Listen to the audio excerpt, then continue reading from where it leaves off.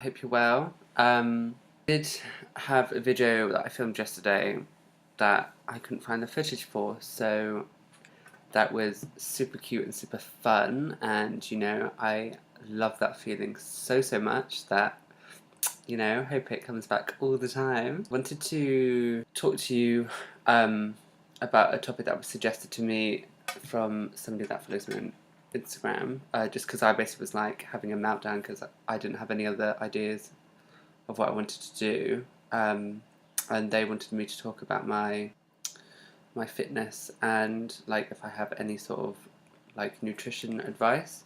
I didn't have any advice, and I wouldn't want anyone to ever follow anything I ever say ever in regards to exercise. My fitness kind of journey is a little bit of a complicated one, and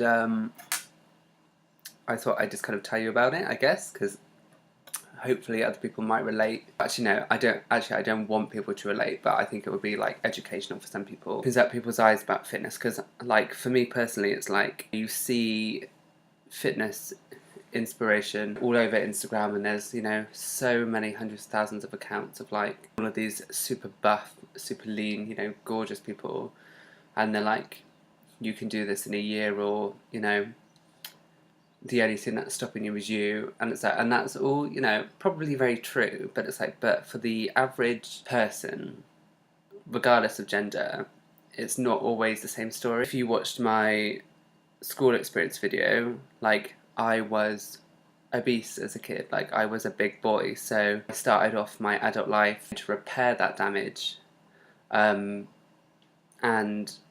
in doing so I fell into the trap of having an eating disorder. And obviously for those of you who, I'm so sorry if you do relate, that it does take over your life, and it's so hard to kind of pull yourself out of a mentality that kind of weaves its way into your DNA. Like, it's so hard to describe what it's like to have one. It's like, it's not glamour, and it's not eating whatever you want and then suddenly having this urge to go and bring it all up. It's like there's an obsession, there's a there's a mathematics with numbers, there's like a constant, is it worth it to eat something so that I don't feel like I'm about to keel over, or can I actually survive on feeling like I'm going to be dizzy all day, but it's worth it because nothing's in me? Do you know what I mean? Like, it's not glamorous, it's not what it's perceived to be, and I'm so against anyone that kind of glamorizes it, or these sort of like fads that people do where it's like taking pills or whatever that like stop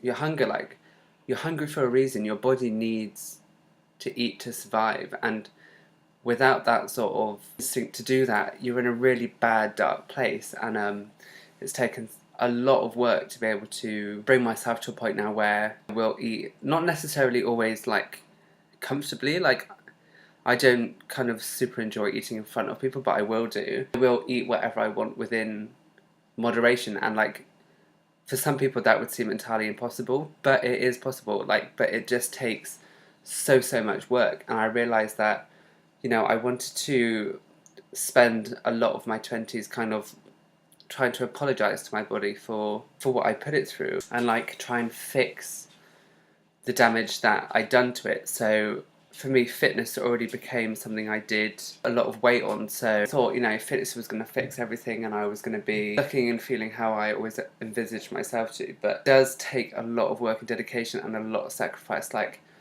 you have to obviously watch super carefully what you eat. You can't really stray out of a line, and you have to be dedicated to the point that you have to work out almost every day to see so much of a result. And it's like, an average person, I don't think I have time or the dedication to be able to do that, to be able to sacrifice so much of my life to go and work out for an hour or two every single day. Like, I know it doesn't sound like a lot, but it does, especially when you work a job where you're, I mean, I'm in retail, and I think a large margin of people are like, a sort of retail job, it's like you need, or sometimes you crave leaving work just to be alone, like just to not have human interaction or to be around other people, because it does take so much energy. And like, having worked an office job, like I was more frequent with the gym because it's like, it was such a great stress reliever, but just don't have the mental energy or capacity to want to go and work out.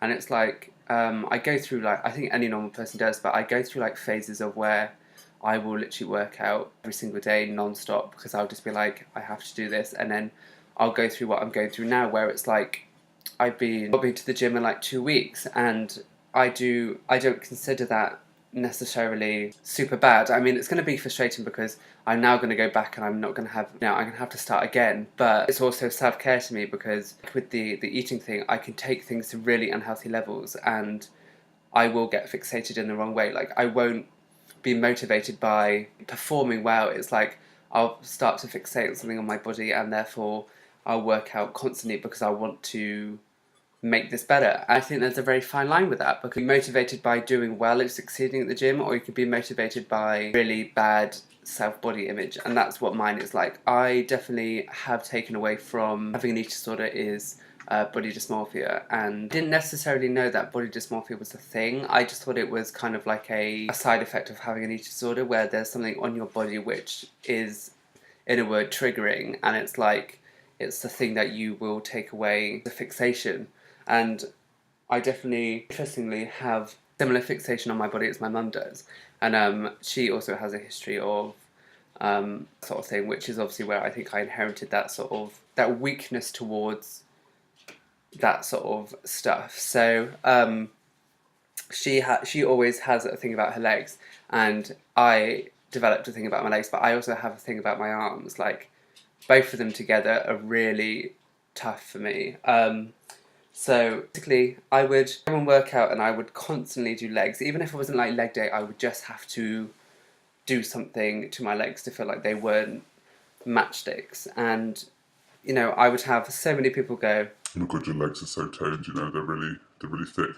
And I could see it, but it also wasn't enough. Like, I would, wake up, like, I would do the gym, so I'd feel like I'd pumped, which was fine. I'd go home, I'd sleep, and then I'd wake up and I'd be like, oh God, my legs are tiny. Do you know what I mean? It's like, there was never really a healthy sort of like balance with it. Like, I had to constantly be doing something to it to feel like it was something. And like with my arms as well, like, because I haven't worked out in 2 weeks, I can't really have them on show. Like, I'm hiding them in like long sleeve and like jackets and stuff because I feel really insecure about how small they are. And I know that they're small because they obviously haven't been to at the gym or whatever. So it's like hard because I know that fitness is a journey, and I know that there's like, it takes a lot of time and dedication, but it's like for someone like me where it's, in a way, I need instant gratification because I need to stop that niggle.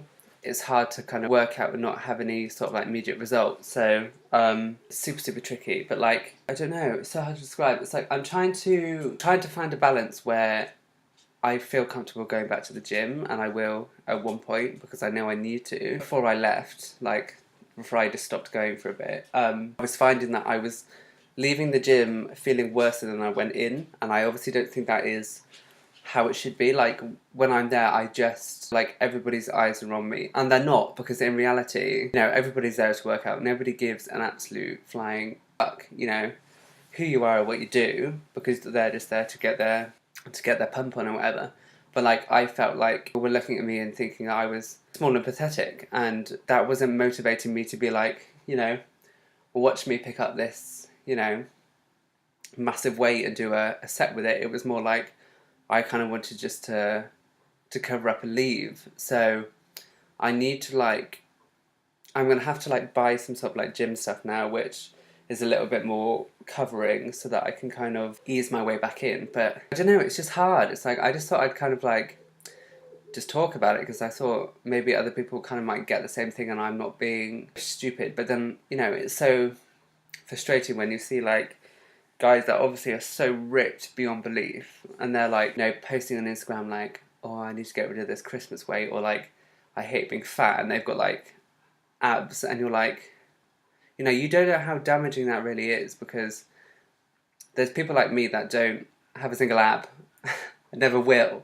The only pack of sticks I've ever had is Diet Coke, and that's fine because that feeds me. But it's that perception, because it's I want to be proud of my body and I want to be nice to it, because God forbid I've been so horrible to it so far, and I've really given it such a horrible life so far, because I've made it heavier than was ever healthy. I used to fill it with absolute junk. I mean, I still do, but I thought the gym would be somewhere where I would kind of feel empowered and be like, you know, I'm gonna repay you for being such an a-hole to you, and I want to make you work as best as you can. But even that, I managed to find a way to make it negative and to kind of find ugliness in it, because my brain is like, well, this is a place that you can count calories against, and so annoying. So with fitness, it's like, I don't think anybody's fitness journey is the same, and I don't ever want anyone to compare their fitness journey to someone else's, because we all have different goals that we want to fix, and we all definitely have different ideas of what is our dream body. So yeah, I don't know, I just think it's such an interesting topic to have, and it's like, I think people need to take Instagram and everything with a pinch of salt. Like, I definitely do. Like, I am so naturally inclined to compare myself to other people, and I know that you shouldn't, but it's something I can't help, because it's like, I do it without thinking about it. So I think it's so easy, especially in the world of fitness, to look at somebody else's body and be like, you know, God, their body's amazing, and like, I think an average, normal, healthy person would be like, I want that body, so I'm going to do whatever it takes to get it. Whereas there's people like me, where it's like, you look at their body, you look at yours, and you're like, I am, you know, a potato, and therefore I won't actually do anything about it. I'll just like berate myself about it. My mind won't rationalize the fact that that person has put a lot of work in to get that body. It's kind of like, in my mind, they've been blessed with that, and I'm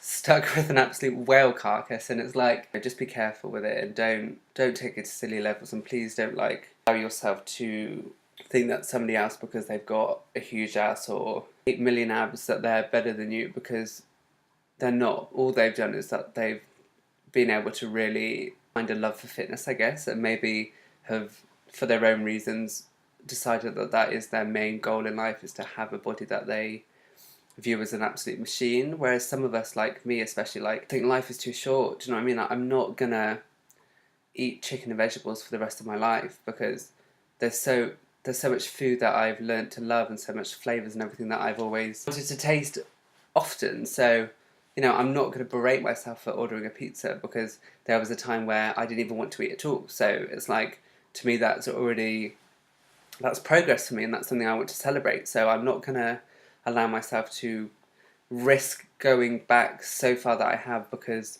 I can't eat anything else but chicken. I just think the message behind it anyway is just be careful, and just be realistic about things. Like, if you have a goal for the gym, make it a goal that you know you can hit, because I don't want there to be a point where it gets negative and it gets unhealthy, because you're trying to strive for something that you can't do in a certain window. Like, just be reasonable with yourself to a point that you can be at a level that's attainable, and then you can strive for the next step. Do you know what I mean? Like,